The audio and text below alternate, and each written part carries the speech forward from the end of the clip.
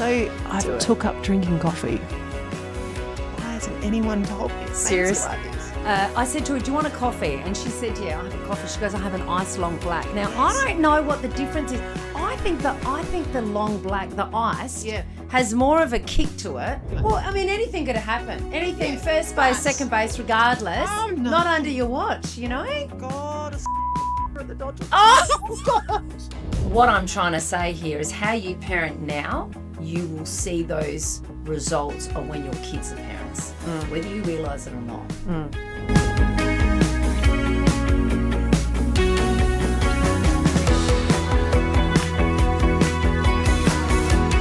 Hey there, welcome to the No Woo Woo Wellness podcast, where there's absolutely not a crystal inside. It's all about having real conversations about making you feel as well as possible. I'm Ali Clark. I'm Sharon Templeton. How you going, girl? I'm good. How are you? Don't know why I spoke in that manner. I am not. We'll go with it. We'll Hey, go with it. girl, Hey, I've girl. never said that before in It's my okay. life. Do you know why I think it is? Is because I have spent an inordinate amount of time with my teenage kids and my daughters. I went up and I did the holy or / unholy pilgrimage to the worlds on the Gold Coast. Stop it. Oh, yeah.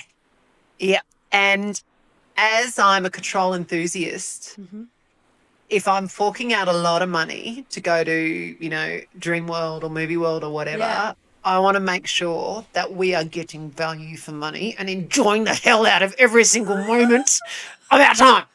Right? So here's the issue. I've got a 10-year-old scared of all rides, won't go on anything. I've got a 15-year-old that thinks that she's Evel Knievel and would be more than happy to go on the giant drop without a seatbelt. Okay. So balancing those two wants and needs across the day left me freaking exhausted. I bet. It was horrendous. I bet. It was not fun. And I paid a shitload of money to do it. What was the outcome? I ended up seeing this and picking this because I'm not a massive fan of rides, and I used to be, but I'm just not anymore. I think when you get older and maybe when you have kids, like you become, oh my God. Yeah. Like I never used to be scared of going on planes, and now sometimes I can get that anxiety and standing there and watching my kids on rides nearly tips me over the edge. Like it's really tough. So the outcome was I knew that I'd be a bit contested, so I sort of paired them up with little friends. But all of a sudden, the 15-year-old friend is meeting someone on Snapchat, a random cute guy that she saw, and they're trying to knock off to the... Oh, mate. So hang on, did big. you go with other families? Or was it just We went with you, a Matt, friend and of the kids? Oh, no, Matt. He wasn't there. Oh, was it? God. This was the girls' trip. Like a girls' trip is like the least fun girls' trip you can go. So I had a girlfriend bringing her daughter. Her daughter matches up with my youngest. Yes, got it. I then had my eldest, so I didn't want to leave her at home by herself, and so I told her to bring a friend. Well, the friend decided to use that time to meet up with a random bloke via socials and Snapchat. At 15. Yeah, but that's what they're doing, man. He seemed like a lovely kid, but Yeah, I'm I'm sitting sure there he did. going, I don't know what your parents would say in this, but I'm really out of my depth here. I'm not really sure. How'd you manage it? I think I almost had a tantrum because I was so tired by the end of it. In my head, I definitely had a tantrum. But no, in the end, I just sort of said to my daughter, and it was hard, right? Because I was kind of putting it on her, and in hindsight, I should have appreciated the difficult position that she was in. She knew that I didn't approve. Yes. But she knew what her friend wanted Of to do. course, torn. Yeah. Very torn. I probably didn't handle that as well as I should have, and I've apologised to her and spoken to her about it. But in the end, I was just honest with the kid, and I said, look, mate, I get it. I get it. I mean, man, you see a cute guy. Yeah, of course. No wonder. We've had the butterflies in the tummy and all that. But I'm not your parent, and I don't know what her level of comfort would be about this. So pack it up, man. We're going. Get on that, And if the shoe was on the other foot and that was your daughter, you would expect your mate or hope that your mate would kind of be like, I've got a duty of care to look after her and her well-being because, hey, you don't know what they're going to do or what's capable and not under your watch. Not under your watch. Imagine if I took another kid to Dreamworld and I took her home pregnant. Oh, God. Like, honestly, that was part of my head. I'm going in my head. Anyway. Well, I mean, anything could have happened. Anything, first base, second base, regardless. Oh, no. Not under your watch, Oh, God, a stinky at the Dodger. Oh, God. Ali, literally, our producers are cracking it. Oh, my God. But come on, man. Like, I'm just thinking. Anyway, whatever. We all got home safely. She's a really good kid, She too. just said, What? You never had one? it's been a very long time. Plus, I'm not stinky. All right. Don't speak. On that note, We're keeping this. I'm having a flush. Got it. Yeah. Make sure, like, This is because I too love good. every time we sit down to record, dear wonderful family, I love trying to get her in this position. So, look, if you like me doing it, just make sure you comment down below and I'll keep doing that for you. Maybe chuck us a couple of, like, little 5-starries. And that would be great because I'd love us to be able to keep doing this. All right. Anyway, that's enough about me. I feel like I've overshared once again.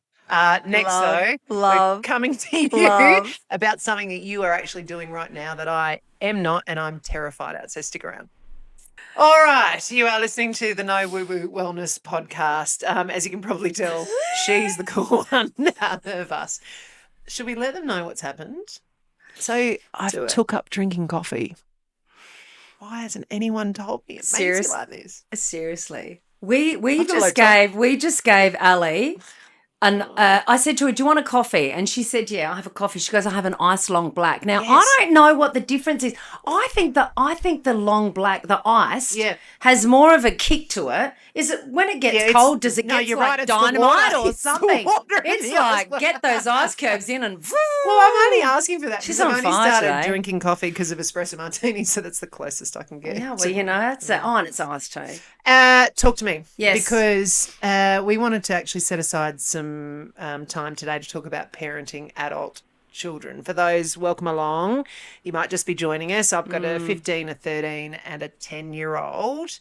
She's a grandma. All right, so for everybody else, why don't you just remind people what it is that you've navigated and continue to navigate with your amazing family? So I second marriage, been with my husband Frank for 16 years. I've got Christy, who's 33, my daughter, and then he's got 2 boys that are in their 20s. So it's interesting because I think that, you know, having the kids at an older age, and we've got 2 grandchildren. Yeah. With another one on the way. All right, so a couple of things that we need to mark down for this because I want to come back to having a child when you were young. Yes. So we'll do that in another episode. Yeah. I want to come back to parenting stepchildren and that relationship. Yes, I think do that's that great. on another I think episode. that's great. But I want to really talk and understand what it's like to parent adult children, right? Because I guess your job as a parent is pretty clearly defined, is to try to give these kids, your children, the best possible start the way you know how into life, right? So that's that. But then when they become parents or they become adults and start exerting their independence, I can imagine that would be, I mean, I'm already starting to see it with a 15-year-old girl. It's hard to let go. Would that be fair? It is very hard to let go. And I think you're right, because even now, you know, I looked at Christy the other day and I said to her, we're both mums. Yeah, we're both mums. Like, you know, yes. You know what I mean? Yeah. Like, she's got soon to be 2 sons. Yeah. And she's experiencing things that, you know, I look at her and think I want to sometimes give her some advice on it, because that's always been my job. It's always been my job of, like, she's my daughter and I still see her as my little girl. Of course. She's a 33-year-old woman. Yeah. Being a mum of her own, whereas I still see her as my little girl. So do you find yourself almost biting your tongue and stopping yourself from jumping in to solve her parenting problem the way you would have parented? I think because I see it, like, I wouldn't say that I'm a nuisance domineering mother. I think because I didn't have the support from my mother, I feel like I want to make sure that she feels supported through this new stage in her life, because I can see that, you know, even though she's dealing with being a mum really well, I also can see that, you know, I can sometimes feel that I would love to give her some advice on maybe a few things, but she is exceptional. But there are some shortcuts of, like, I've done the hard work for us, even with being a new mum, you know, and you want to do it, but then you've also got to be like, hey, she's the 33-year-old woman. She's got to sort it out like I had to sort it out. Yeah. It's a fine line. It's a very fine line. I worry that I'm too much of a control enthusiast. That I reckon that's something that I would really struggle with. And Chrissy, let me be really clear. Your mum thinks you're the greatest mother on earth. However, I have to ask this question, otherwise I wouldn't be doing my job. Yes. Does she do anything? And it's not, let's not put it all on her, right? You know, No. Like, you know, do they parent in ways that you haven't agreed with? Does that make sense? It's an interesting question. Because I'll put my hand up. My in-laws, very, very different upbringing to me. I know that they struggle with my regimentation that I had to put in the routines around the kids. And I had to do that so I could get to work, right, and do my stuff. That's not how they lived and what they value. So that's had a bit of... I mean, times have changed from when I was a parent to when she was a parent, right? So there is a lot more... You've got more of the, you know, things access to you. So you've got, if you need a question about something, you've got a ChatGPT, or you've got, you know, all those sorts of things. Mummy bloggers. Yeah, that's right. You've probably got more support, and you talk about things than you used to. But then you've also got, would it be also fair to say, though, then you've also got higher standards thrust on you in that? Well, I think you do, because you scroll through social media, and she's probably scrolling through social media thinking she's got to look a certain way or be a certain way or have it all together. But I think regardless of social media, I still felt like that anyway. So, I probably wasn't worried too much what people think, because people weren't looking at you then like they are now. So I wonder then if maybe our generation, and certainly our mum's generation, but our generation had more isolation because they genuinely were isolated from a community around them. But now maybe this generation is feeling isolation because they have so much coming at them that they don't feel that they're measuring up to that. Does that make sense? And the pressure of it. Yeah, so we were kind of removed and having to do it all on our own and go our own, which actually gave us some freedom, even though it was hard. Yeah. Whereas maybe these guys coming up are feeling that I think the thing that I will say about Christy is she's not a social media person. Yeah. Now, when I say that, she lives in the hills. She is not into the sort of the makeup and she's very much like just a chilled soul. But I have sort of said to her, you know, I think when your parenting goes in cycles, so you take the good bits that you like from your parents and then you create your own sort of journey with parenting, and then the cycle sort of continues. So I can see that she does. So to come back to your question, is that I can see the way she parents Henry is similar. There are some similar things of how when I used to parent her. Yep. But I don't think that there's things, and this is being perfectly honest, this is not because we're, you know, speaking live here. I think from what I see is what I do like, it's not about the things, it's about that she's happy to just leave her house and hang out with him and play. Yeah. And that is what I like. Yeah. So and actually I know you might be in the thinking moment of something different or some more gutsy of that, but I feel like what I'm trying to say here is how you parent now, you will see those results of when your kids are parents, whether you realise it or not. You know? Because I think that I think that definitely some of the things that I see with Christy of just the simple things in life, that she has managed to keep that. Yeah. How did you navigate those moments? And I wonder if it's also a little bit different for you because you had such a small, 20 years difference between you and Christy, whereas my mum and I, 30 years. Yeah.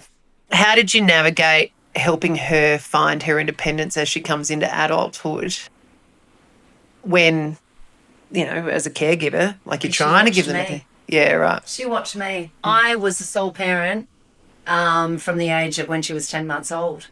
So for me, it was like she watched the heartache and the tears and the hard work and the resilience and the I was it. I was mum, dad, bread earner. I was everything. The ultimate model. I was the model. So at the age of 12, I was like, right, this is how we put a load of washing on. You separate the blacks, you separate the whites, you do that. This is how you cook a meal. Here's the food list. I've got to go to work. 15, 16, she's doing the food shopping. Yeah. So I think that there was also that pressure that I had put on her because it was like, hey. You had to grow up, man. You had to grow up real quick. Yeah, when I see her parent now, she doesn't seem to get overwhelmed and stressed as much because for her it's like, this is how we roll. And this is how I've seen my mum do it. Yeah. Yeah. So, you know, I think that all those hard sort of times has probably helped me to who I am today, and I feel very grounded for that, and I feel thankful. I don't regret it. All right, so last one before we head off into we'll explain that in a second. What's harder, being a parent or being a grandparent?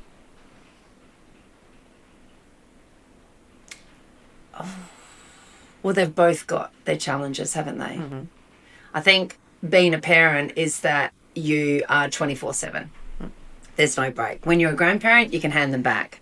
But being a grandparent as well is that you're in that next stage of your life that you also need to make sure that you are still living your life and looking after yourself, because it's very easily to sort of get into that jump in and want to help, but you get to hand them back. So that's always a good thing. It's always a good thing. You should have come to Dream On with me. Well.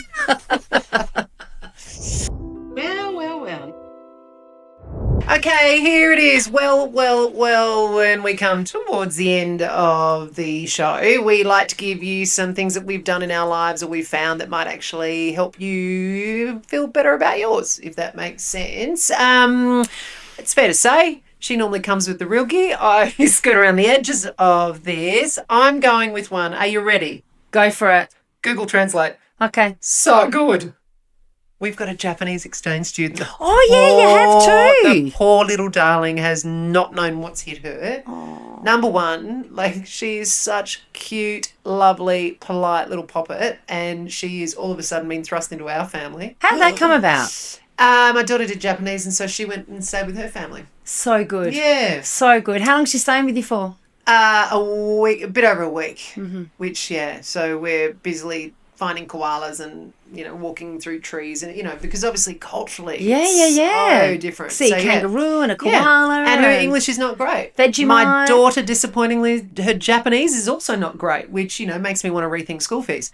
But Google Translate has been an absolute saviour, even to the point of, and I think about how fortunate we are to live now, and AI is about to change us even further, but just to be able to have that moment where you can speak to someone and really communicate. Yeah. And I think about how scary it would be for her. So scary. To go completely to a new country, to go into someone's house and live with them. Yeah. With very, very different customs, little things from wearing shoes inside to the size and space and having a backyard, for example. But to be able to explain that to her is just unreal. And for that, I know I fight tech a lot, but I love Google Translate. It's so good. Yeah. And it would make her feel so much more comfortable too, because to be able to communicate what she needs and what she wants, you know? Yeah. So if they can just work out the Google Translate for the teenage edition and Skippity and all that, that'd be great. That'd be really, really good. All right, what's your well? My well is that I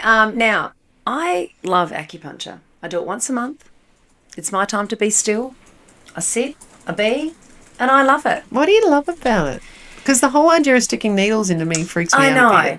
I know. But I go and see Charlotte, and first we have a little bit of a debrief, and then I lie in the bed, and she puts these warm heat lamps on me, and then I'll sort of walk her through, and I find it has helped me just to in that moment. It helps me sleep. But what does it feel like? And if you've done acupuncture, mate, get in the comments below and tell us what it's like for you. I did it once when we were trying to have children because we were told that, you know, this can help IVF. But does it hurt going in? Does it hurt coming out? Like, you know, it's a weird sensation because, like, you're lying there and she'll do different points at sometimes, but it's the weird thing is this will make you laugh. I have a needle phobia. Yeah, right. So even getting a blood test, I just get so anxious. But yet going to acupuncture, it's I can't look, obviously. But when she puts the needle in me, I can kind of feel like, because the whole idea is that the small needle is like it gets the brain's receptors. It's and it can release serotonin and attack your nervous system, which is exactly what you want. And I can feel like this little wave come up me. And I just lie there, and she's got the heat lamp, and I just breathe into it. And I honestly, when I finish, it feels great. I really swear by it. Okay. All right. And I think, you know what, if you're you know, you just got to try all these different things. But for me, I love acupuncture. You do acupuncture? Love it. All right. Well, there you go. So acupuncture or Google Translate. Take your pick Yep. for this week. All right, homework time. Sharon, you know that you're the mean, nasty one that gives us homework. What do you need us to do this week? Well, because we were talking about parenting, I think one, as you know, as what we're sort of talking through, is that if you've got your kids that want to spend that time with you, don't fob it off and go, oh, we'll talk about it later, or I've got to do the dishes, or I've got to do this, because those times are very, very short. Very, very short. Grab those times and say, and how did that make you feel? And walk me through that. And because they're the things that I think as a parent is that, you know, when you pick them up from school, what did you do today? And it's like, oh, nothing. You've been at school all day and you've done nothing. Mm-hmm. Yeah. Why are you asking? You know, it's so annoying. And then sometimes they're like, jibber jibber, you're like, oh yeah, this is good. That would be my parenting advice of being, you know, one of those things as a homework. Grab those moments and embrace those moments, because even when you want your kids to grow up, 1 minute they're 33 and the house is empty and you're like, wow, that happened really quick. Mm-hmm. All right. Well, there you go. So enjoy that extra little bit of time, and maybe that really focused time with the kids if you've got them, the grandkids perhaps, or even just someone in your life. Hey, look, thank you so much for listening. This is the No Woo Woo Wellness Podcast. Make sure, if you can, just drop us a little bit of a star review. 5's always great. I mean, 5's great.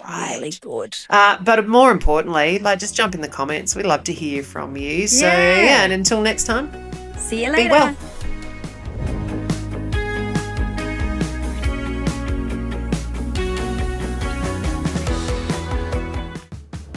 So I took up drinking coffee. Why hasn't anyone told me? Seriously. I said to her, do you want a coffee? And she said, yeah, I have a coffee. She goes, I have an iced long black. Now, I don't know what the difference is. I think the long black, the iced, has more of a kick to it. Well, I mean, anything could happen. Anything, first base, second base, regardless. Oh, no. Not under your watch, you know? Oh, God, a stinky finger at the Dodgers. Oh, God.